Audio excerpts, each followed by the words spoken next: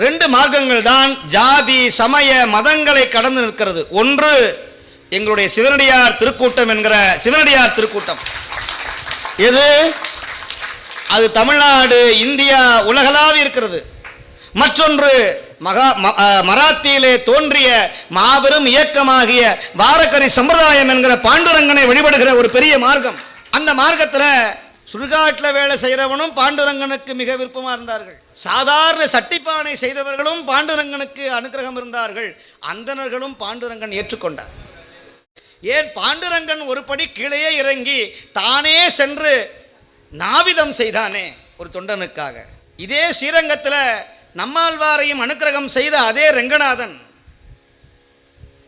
பானாழ்வாரை மிக பிரம்மாண்டமாக அழைச்சிட்டு வந்தான். 12ல் ஒருத்தர். பானாழ்வார் என்பவர் ஜாதியில கீழ்மையா இருந்தவர்.